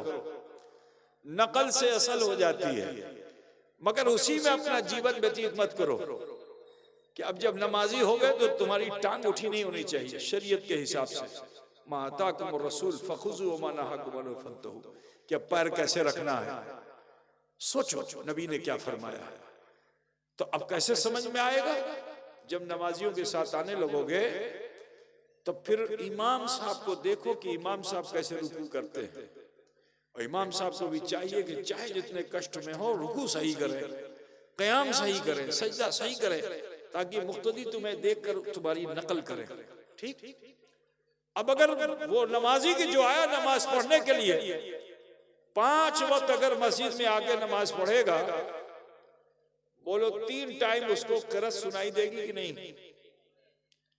अब 3 मर्तबा अगर दिन में सूरह फातिहा को उसने सुना और बार बार आया, तो उसको याद करने से पहले सुन के याद हो जाएगा। ठीक है ना? और अगर आप नियत करोगे नहीं हम सूरह फातिहा याद करबो, तो कोई असुविधा नहीं, एक आयत रोज याद करो। मिसाल के तौर पर आपने आज सोचा कि अल्हम्दुलिल्लाह रब्बिल आलमीन का वजीफा करूंगा, दिन भर यही पढ़ूंगा, बोलो फायदा होगा कि नहीं होगा? वजीफा भी हो गया है ना, कि अब मैं 500 मरतबा अल्हम्दुलिल्लाह रब्बिल आलमीन पढ़ूंगा, बोलो याद होगा कि नहीं याद होगा? याद हो जाएगा कि नहीं याद हो जाएगा? दिन भर में अगर 500 मरतबा कोई अल्हम्दुलिल्लाह रब्बिल आलमीन कहे तो उसको याद होगा कि नहीं याद होगा? दूसरे दिन रहमानी रहीम का वजीफा, तीसरे दिन मालिक यौमिद्दीन का वजीफा, चौथे दिन इय्याका नअबुदु व इय्याका नस्तईन का वजीफा। ऐसे ही अगर रोज एक दिन एक वजीफा करता रहे तो 7 दिन में सूरह फातिहा याद होगी कि नहीं? बोलो भाई, एक जाहिल से जाहिल इंसान भी सूरह फातिहा का आमिल हो जाएगा कि नहीं हो जाएगा? हो जाएगा ना भाई मेरे, कि नहीं हो पाएगा? नियत कर ले कि मुझे रोज एक आयत याद करनी है, एक आयत का वजीफा बनाना है, तो हो सकता है जिंदगी में हाफिज कुरान भी हो जाए। जीवन अल्लाह ने इतना लंबा दिया है कि हो सकता है कि तुम अपने जीवन में हाफिज कुरान भी हो जाओ। खाली ये सोच लो कि एक आयत रोजाना मुझे याद करना है। तो जाहिल से जाहिल आदमी भी हाफिज कुरान हो सकता है। अल्लाह ने तुम्हें ऐसा दिमाग दिया, ऐसा दिल दिया है। ठीक है भाई, फायदा बता दूं कि 7 दिन में आप तो सूरह फातिहा के हाफिज हो गए। जिंदगी भर नमाज पढ़ने वाला जरूरी नहीं कि वो मर्तबा पा जाए। लेकिन अगर नमाज पढ़ने वाला आयत याद करते करते मर जाए तो उसके लिए हदीस शरीफ ये है कि जब ऐसा कोई शख्स जो दीन सीखते सीखते मरता है तो अल्लाह ताला उसे मर्तबे शहादत अता फरमा देता है। तो मुसलमानों, जरूरत इस चीज की है कि आज हम जिल्लत और रुसवाई से बचने के लिए बम गोले न तैयार करें कि दुश्मन के ऊपर हमें तीर फेंकेंगे और ये बम फेंकेंगे। इसकी जरूरत नहीं है। जरूरत इस चीज की है कि हम अपने को सही करें। मिलिट्री में कोई आदमी ना जाए, अब वो लड़ाई कर पाएगा? बोलो भाई। अच्छा, मिलिट्री में जाने के लिए फिर तो सीना ऐसा होना चाहिए, तो हाइट ऐसी होनी चाहिए, है ना, दौड़ में बिल्कुल फिट होना चाहिए, तभी तो मिलिट्री में पहुंचेगा। और जब पहुंच गया तो फिर उसकी बड़ी ट्रेनिंग होती है ना भाई। तो अजीजों, अब उस रंगरूट को तो बम गोला फेंकने के लिए नहीं भेजा जाएगा ना। रंगरूट समझते हो कि नहीं समझते? जो अभी नया नया आया, जिसको सिखाया जा रहा है, उसको भेजा जाएगा बम गोला फेंकने के लिए? नहीं। तो बम की जरूरत नहीं है ऐ मुसलमानों, दम की जरूरत। अपने दम को सही करो। और ये दम कब सही होगा? कि जब आप शरीयत के मुताबिक जिंदगी जीने लगोगे। यहां फिर मैं एक बात कहना चाहता हूं कि कोई आके ये कह सकता है कि हजरत हम लोग कैसे शरीयत के मुताबिक? शरीयत तो बहुत लंबी है। मौलाना मुफ्ती भी परेशान हो जाते हैं, है ना, शरीयत के मसले में। कहते हैं अच्छा बाद में जवाब देंगे। मौलाना मुफ्ती कहते कि नहीं कहते? अच्छा ठीक, शरीयत में পরে জবাব দিব, কিতাব দেখবো তারপরে বলবো। হুজুর আমি তো জাহিল আছি, কে মতন আমি শরীয়তের পালন আমি করতে পারবো? ये कोई बोल सकता है कि नहीं बोल सकता? लेकिन ऐ मुसलमानों, मैं आपको बताना चाहता हूं कि किसी मुफ्ती और मौलवी के पास जाने की जरूरत नहीं है। वहां जाने से पहले अपने दिल को मुफ्ती बना लो। ये जो मन में तुम्हारा बिस्मिल्लाह है, क्या बोलते, बिस्मिल्लाह बोलते हैं ना, ये बिस्मिल्लाह जो है दिल, इसी को मुफ्ती बना लो। और जो कुछ काम तुमको करना है, एक बार तो अपने मन से पूछो, इटा काज करी की करी ना। मन बोलबे, अगर सही काम होगा तो बहुत धीरे से बोलेगा करिए लो, बहुत धीरे से बोलेगा करिए लो। मन बोलबे करिए लो, ठीक है ना? फौरन एक दूसरी आवाज आएगी जो तुम्हारे नफ्स की होगी, अच्छा ठीक है परे करिए लेबे। तो इंसान वो नफ्स की आवाज पे अमल कर लेता है। ठीक, मिसाल के तौर पर मौलाना याकूब साहब दान देन कर रहे थे। अब बहुत से लोगों के दिल में ख्याल आया होगा कि देना चाहिए, अच्छा दे दो। उसके बाद दिल का छाड़े देने पूरी दिवे, बात समझ रहे ना? तो ये जो दूसरी वाली आवाज में जो लोग अमल करते हैं वो नाकाम है। कामयाब वो है कि जो दिल की पहली आवाज पे अमल कर ले। दिल की पहली आवाज अगर ये हो कि ना इटा काश करबेन ना, तो दिल की दूसरी आवाज ये आएगी, अरे अल्पो स्वल्प करिए लेन ना। वो फौरन कहेगा अल्पो स्वल्प करिए लेन, अति शीघ्र करिए लेन, किच्छु तो करिए लेन। तो जब ये दूसरी आवाज आए तो समझ लो कि ये जो करा रहा है ये शरीयत के खिलाफ है। ये मैं बहुत ही आसान सा पैमाना आपको दे रहा हूं कि किसी भी काम को करने से पहले एक मर्तबा अपने मन से जिज्ञासा करो कि इटा काज भालो के भालो ना आए।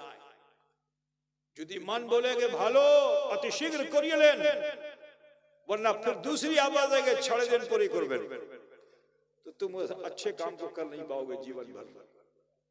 ठीक है ना?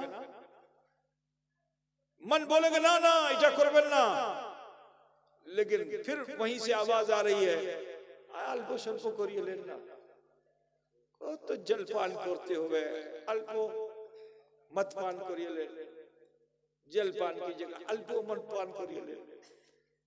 जिस दिन एक मर्तबा किया तो जीवन भर करते रहोगे, छाड़ते पारबेन ना। जैसे मुफ्ती साहब लोग कभी कभी मसले में उलझ जाते हैं ना, और कहते हैं कि अच्छा ठीक है परे आसबेन तारपरे आमी बोलबो, किताब देखबो, तारपरे जवाब दीबो, है ना?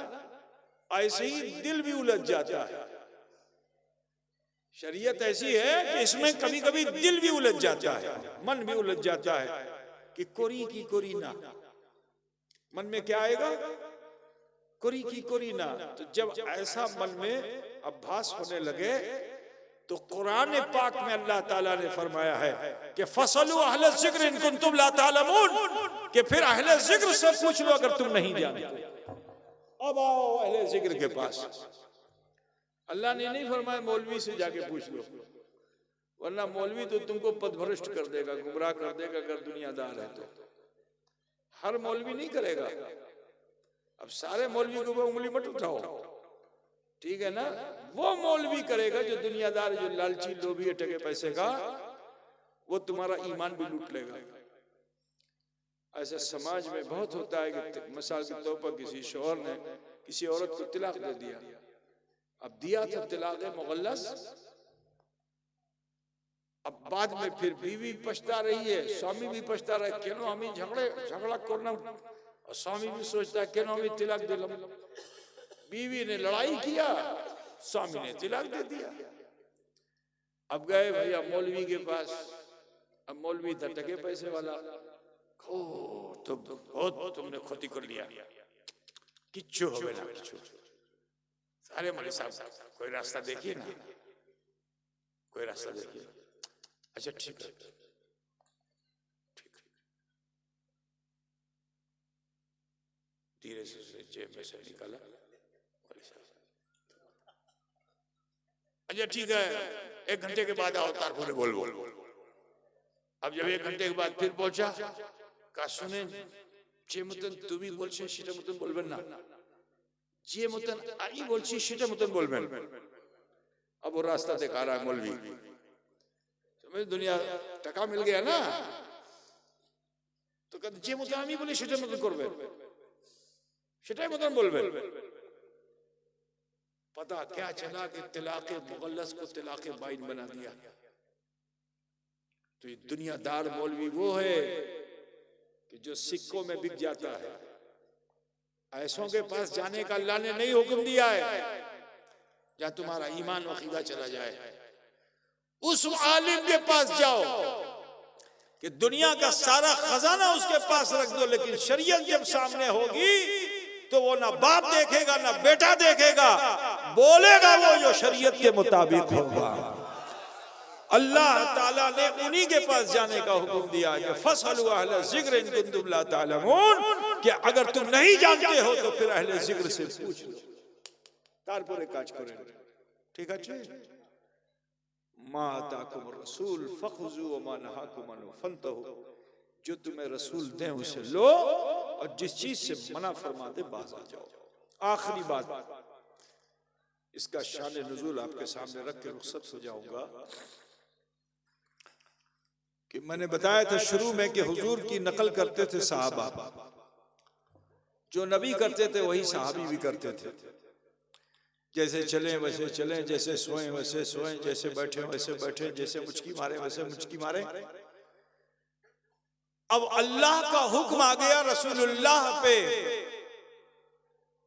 क्या 100वें विसाल का। 100वें विसाल उम्मत पर जायज नहीं है, यानी उसको मैं आपको समझा दूं। 100वें विसाल कहते हैं कि एक रोजा रखा और ना कुछ खाया ना कुछ पिया, दूसरा चालू। बात समझ रहे हो ना? किचु खाओ दाओ करते हो ना, एक रोजे में दूसरा रोजा। अल्लाह के रसूल के लिए हुक्म आ गया, उनके लिए क्या फिक्र। तो वो एक रोजे पे दूसरा रोजा रखा। नबी ने जब ये अमल किया, साहबा ने देखा तो कहा इटा আমাকে করতে হবে, নবী করছে তো আমিও করতে হবে, আমিও করব। तो सहाबा लोग भी करने लगे। अब जो सहाबा लोग करने लगे, बोलो तुम 14 घंटा रोजा रखते हो और शाम के वक्त बंगाल की दस्तरखान देखो, अफ्तारी तो मुड़ी भी है, तो बैगन भी है, तो भाजा भी है, तो मिष्टी भी है ना। 14 घंटे खाली रोजा रख लो, उसके बाद देखो साल भर का नाश्ता तुम अफ्तारी में एक ही दिन में लगा लेते हो, है ना। यहाँ से वहां तक पूरा, उसी में फल भी है, उसी में अंगूर भी है, उसी में सेब भी है, सब मिला हुआ है मुड़ी में। बोलो भैया, होता है कि नहीं होता? सहाबाए किराम ने रोजे पे रोजा रखना शुरू कर दिया। 24 घंटा गुजर गया, बोलो बॉडी का हाल क्या होगा? ना पानी गया, ना खाना गया, तो बॉडी कमजोर होगी कि नहीं होगी? 48 घंटा गुजर गया, किसी तरह से सहाबा ने निकाल दिया 48 घंटे, 2 दिन निकल गया। मस्जिद में आना है नमाज पढ़ने के लिए। अब 2 दिन में उनकी हालत क्या हो गई? न पानी गया, न खाना गया, तो जिस्म कमजोर हो गया। आए नमाज पढ़ने के लिए, बेहोश हो के गिरने लगे। बेहोश को क्या बोलते हो आप लोग? बेहोश ही बोलते हो ना, समझ गए? बेहोश होके गिरने लगे। अब जो बेहोश होके गिरने लगे, तो अभी तुम्हारी महफिल में कोई बेहोश हो जाए तो बोलो पूरा मजमा उसकी तरफ हमदर्दी में जाएगा कि नहीं जाएगा? तो हुजूर से ज्यादा हमदर्द कौन है? हुजूर से ज्यादा मेहरबान कौन है? दुनिया तो दुनिया, महशर में उनकी मेहरबानी ऐसी कि गुनहगार उम्मतियों को बख्शवा के जन्नत में पहुंचा देते हैं। अजीजानी गिरामी, उनसे ज्यादा मेहरबान कौन होगा? अपनी उम्मत पर मुस्तफा मेहरबान है, लेकिन उस रोज जलाल में आ गए। उस रोज जलाल में आ गए। अब फरमाते अय्युकुम मिस्ली, कौन है मेरा मिसल? मेरा रब मुझे खिलाता पिलाता है, मेरा रब मुझे खिलाता पिलाता है। जरा ख्याल करो कि आज लोग कहते हैं कि हुजूर अमर मोतन तमर मोतन, और नबी ने सहाबा से क्या कहा? अय्युकुम मिस्ली, कौन मेरे बराबर है? कोई मेरे बराबर है? कोई मेरे मिसल है? जलाल में थे रसूल पाक।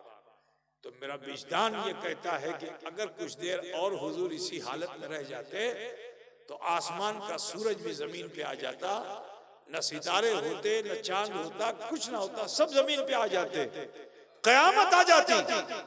लेकिन अल्लाह को अपने हबीब के जमाने को दराज फरमाना है, तो इस आयत करीमा को भेजकर नबी के मिजाज को बदल दिया। हजरत जिब्रील अमीन लेकर आए ये आयत करीमा कि मा आताकुम रसूल फखुजू व मा नहाकुम अन्हु फंतहू। अरे जो तुम्हें रसूल ने उसे ले लो, और जिस चीज से रसूल मना फरमा दे। नबी की हर करनी को तुम नहीं कर सकते हो। नबी जीटा करबें सेटा तुम करते पारबे ना, ठीक? नबी को मेराज हुई तुम्हारा हो सकती है? बोलो भाई। नबी के ख्वाब में हमारा सपना झूठा, और नबी के सपने में वही आती है। नबी सो जाएं तो मेराज करते हैं, लामका की सैर करते हैं। तो नबी की करनी को तुम नहीं कर सकते हो, नबी की कथनी को करना होगा। जिटा नबी हुकुम करें सेटा करें, और जिटा निषेध करे दें सेटा करबेन ना। तो लिहाजा मुसलमानों, अगर इस तहजीब को, इस पद्धति को अपना लोगे, तुम्हारी जिल्लत, तुम्हारी रुसवाई, तुम्हारे ऊपर जो जुल्म और सितम हो रहा है, ये सब खत्म हो जाएगा। फिर तुम्हारा रोब पूरी दुनिया पे छा जाएगा। जैसे 700 साल पहले मुसलमानों का रोब पूरी दुनिया पे छाया हुआ था, वो फिर लौट आएगा। क्योंकि उस जमाने में मुसलमानों की तलवार का रोब नहीं था, मुसलमानों के किरदार का रोब था। अपने किरदार को तुम सही कर लोगे, फिर से ये दुनिया तुम्हारे सामने दंडवत करती हुई दिखाई देगी, नतमस्तक करती हुई दिखाई देगी तुम्हारे सामने मुसलमानों। क्योंकि आज भी ईमान की शम्मा तुम्हारे सीनों में रोशन है। बस जरूरत इस चीज की है कि जो बुराइयों के दाग लगे हुए हैं तुम्हारे शीशे दिल पर, उसे साफ कर लो और अल्लाह से माफी मांगकर अहद कर लो कि अब हम शरीयत मुतन जीवन व्यतीत करबो। तो इंशाअल्लाह ताला दिन ब दिन जैसे सूरज उगता है, रोशनी बढ़ती है, ऐसे ही तुम्हारे ईमान के उजाले बढ़ेंगे। और हो सकता है ही नहीं, यकीन है कि इस रोशनी का फायदा दुनिया हासिल करे। तो लिहाजा अगर आप चाहते हो कि हम सब शरीयत के मुताबिक जीवन व्यतीत कर सकें, तो ऐ मुसलमानों, जरूरत है कि हम अल्लाह की तरफ लौट आए। और अल्लाह से माफी मांग लें। मरने के बाद तुम्हारी कोई माफी नहीं करने की क्षमता होगी, जीवन में ही माफी है। मरार परे किच्छु तुमी करते पारबेन ना, फरिश्ता आगे सजा देगा। लेकिन जीवन के आखिरी लम्हे में भी अगर माफी मांग लोगे तो कब्र में फरिश्ता आके बोलेगा नम करो मतिल उरूस, सो जाओ ऐसे कि जैसे सुबह की दुल्हन सोती है। कब्र के कष्टों से बच जाओगे, हशर में हुजूर के दामन में आ जाओगे, मीजान पे जाओगे हुजूर की शफात से, जहन्नम से बच करके जन्नत में पहुंच जाओगे। तो अगर ये लाभ चाहते हो तो अति शीघ्र अपने जीवन में झांक कर देखो कि मैंने कहाँ भूल की, कहाँ खोती की, कौन सा गुनाह किया। जुदी किचू भूल त्रुटि शिटा अल्लाह का पेश करी दे। अल्लाह का गफ्फार गफूर है, हमारे आप सबके छोटे बड़े गुनाहों को माफ फरमाएगा। तो लिहाजा आप सबसे कहना है कि नमाज मतन बशो, जैसे नमाज में बैठते हैं वैसे बैठ जाओ, माँ बहन बेटियां भी बैठ जाएं और थोड़ी देर के लिए एक ध्यान लगाइए, सोचिए कि अल्लाह मुझे देख रहा है, और फिर ध्यान लगाइए कि मेरे जीवन में मुझसे क्या भूल हुई। अगर बचपन में, जवानी में, बुढ़ापे में कोई भूल नजर आ जाए तो उसे इकट्ठा करके अरहमुर राहिमीन की बारगाह में पेश कर दीजिए। वो गफूर और रहीम है, हमारे आप सबके छोटे बड़े गुनाहों को माफ फरमाने वाला है। अपने हाथों को नाभि पे बांध लीजिए, माँ बहन बेटियां सीने पे हाथ बांध लें जैसे नमाज में बांधती हैं, और फिर थोड़ी देर के लिए सभी लोग अपनी अपनी आंख बंद कर लो, सोचो कि अल्लाह मुझे देख रहा है। फिर ध्यान लगाओ कि मेरे जीवन में क्या भूल हुई। अगर कोई भूल नजर आ जाए जल्दी से अपने रब के हुजूर पेश करके माफी मांग लो। अल्लाह ताला गफूर रहीम है, हमारे आप सबके छोटे बड़े गुनाहों को माफ फरमाने वाला है।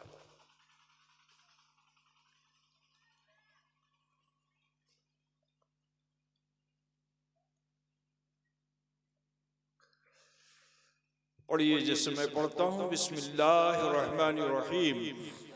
ला इलाहा इल्लल्लाह मुहम्मदुर रसूलुल्लाह, अल्लाह ही माबूद है, मुहम्मदुर रसूलुल्लाह सल्लल्लाहु अलैहि वसल्लम अल्लाह के सच्चे रसूल है।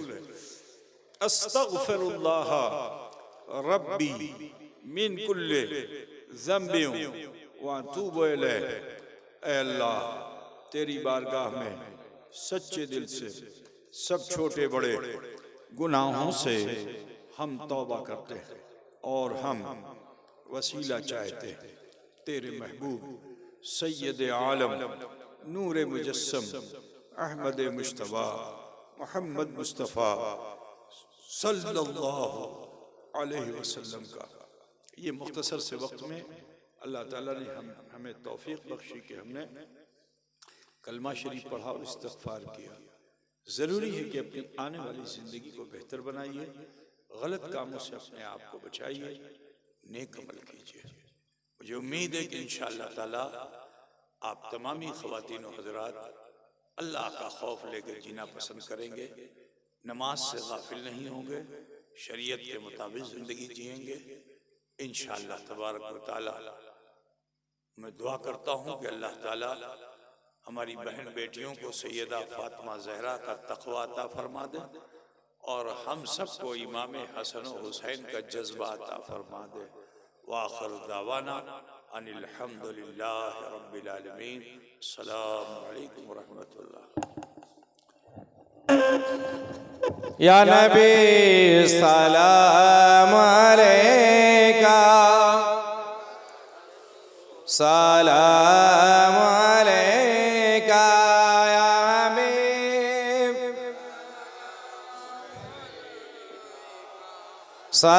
सलावतुल्लाह या रसूल अल्लाह या हबीब।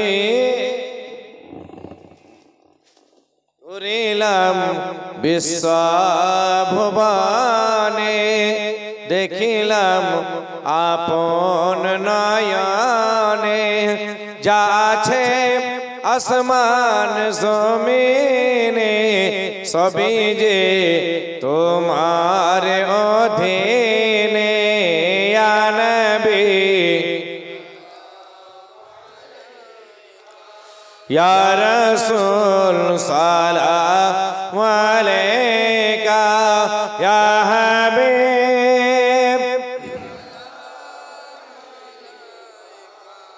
সালাওয়াতুল্লাহ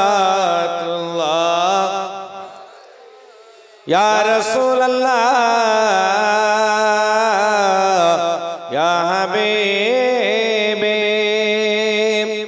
अशरफी आका हमारा करके दुनिया से किनारा रखता है तुमसे सहारा लो खबर जल्दी हमारा या नबी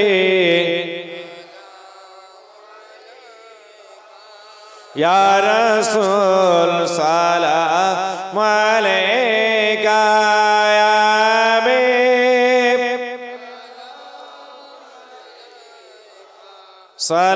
सलावतुल्लाह अस्सलातु वस्सलामु अलैका या रसूलल्लाह अस्सलातु वस्सलामु अलैका या हबीबल्लाह वला आलिका वसहबिका सय्यदी या रसूलल्लाह बसुन बेरादार रात प्राय 2টা পার হতে চলেছে লোক অনেক ছিলেন ঠান্ডার কারণে চলে গেছেন প্রতি বছরে নাই যেখানে হুজুরের প্রোগ্রাম হয় লাস্টের বেলায় মুরিদ হয় সবাই যারা এখনো মুরিদ হন নাই তেনারা মুরিদ হয়ে যান যিনারা মুরিদ হয়ে আছেন তেনারা রেনুয়াল করুন আর যিনারা অন্য কোন পীরের কাছে শাইখের কাছে মুরিদ আছেন তিনারা তালিবের নিয়তে বসুন আর মুরিদ হওয়ার এতগুলো কাপড় কোথায় পাবো সফায়ে কেরামের একটা তরিকা আছে ডান হাতটা উপরে বাম হাতটা নিচে এভাবে ধরবেন হুজুর যে বাক্যগুলো পড়াবেন আপনারা পড়বেন ঠিক আছে হ্যাঁ মিটিং আমাদের পান্ডুয়া মিশনে উরুসের মিটিং আছে 31শে ডিসেম্বর বারটা পড়বে রবিবার 31শে ডিসেম্বর রবিবার দিন পান্ডুয়া শরীফে জাস্ট 11টার সময় মিটিং শুরু হবে হুজুর কিবলা আমাদের থাকবেন ইনশাআল্লাহ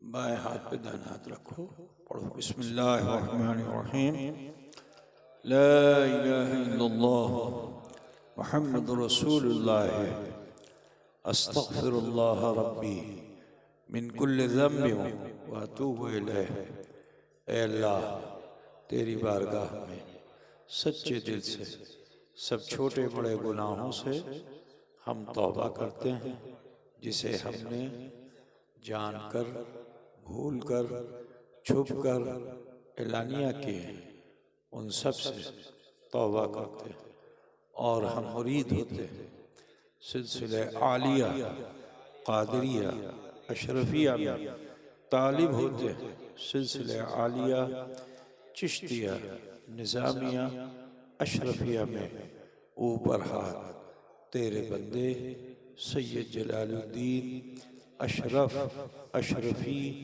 जिलानी के जिनका सिलसिला दर्जा व दर्जा सिलसिला व सिलसिला होता हुआ हुजूर मखदूम सुल्तान सैयद अशरफ जहांगीर सिमनानी रहमतुल्लाह अलैह तक पहुँचता है उनका सिलसिला आकाए नामदार मदनी ताजदार गरीबों के गमखार सैयद आलम नूर मुजस्सम अहमद मुश्तबा मोहम्मद मुस्तफ़ा सल्लल्लाहु अलैहि वसल्लम तक पहुँचता है।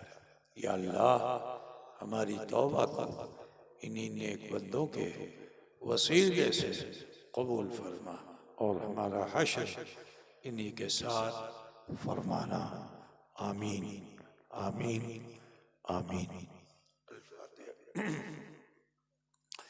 أعوذ بالله من الشيطان الرجيم بسم الله الرحمن الرحيم الحمد لله رب العالمين الرحمن الرحيم الرحمن الرحيم الرحمن الرحيم مالك يوم الدين إياك نعبد وإياك نستعين اهدنا الصراط المستقيم صراط الذين أنعمت عليهم غير المغضوب عليهم ولا الضالين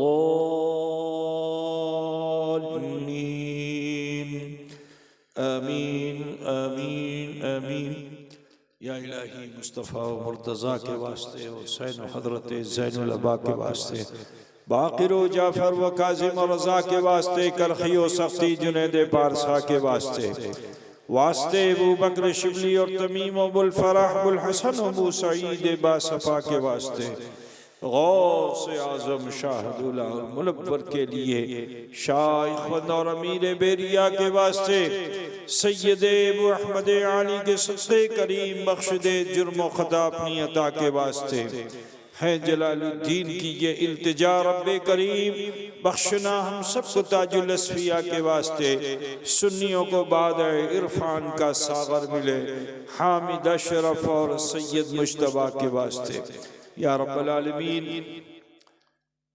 हाज़रीन बज़्म इस आबादी इस इलाक़े के तमाम मोमिनीन मोमिनात मुस्लिमीन मुस्लिमात जिस दुनिया से रुख़सत हो चुके मौला उन सब की मग़फ़रत फरमाना, उनके छोटे बड़े गुनाहों को माफ़ फरमा कर जन्नत कब्र में राहत अता फरमा, जन्नतुल फिरदौस में जगह अता फरमा।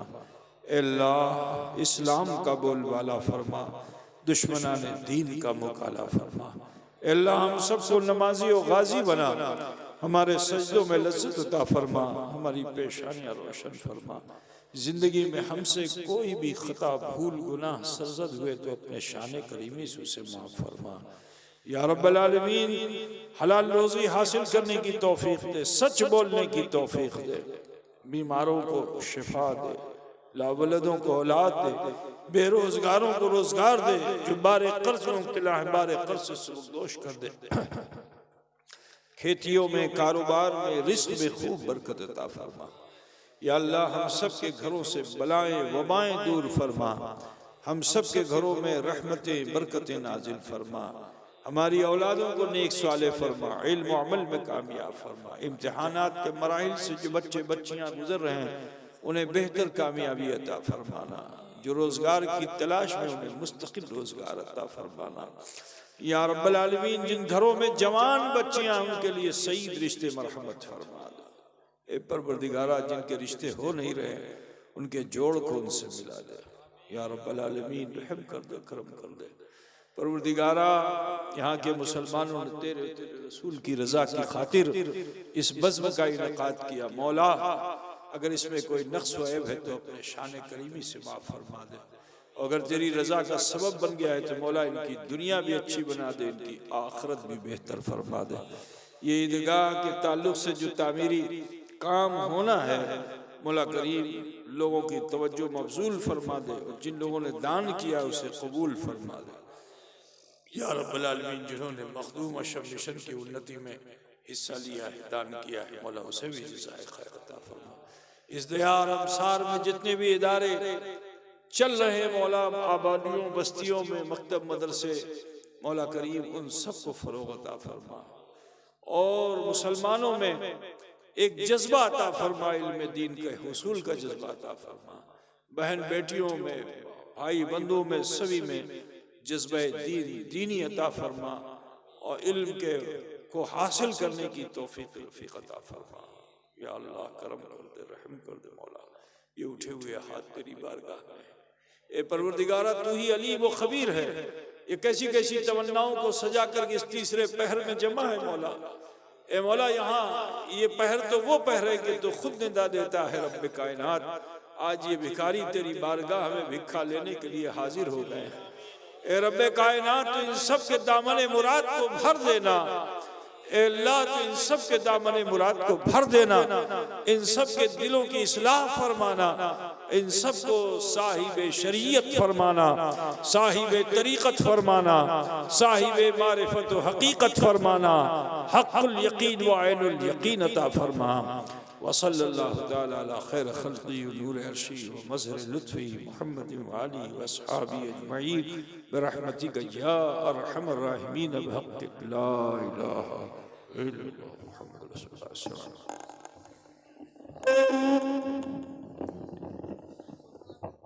রাস্তাটা ডিস্টার্ব করবেন না, দূর থেকে সালাম।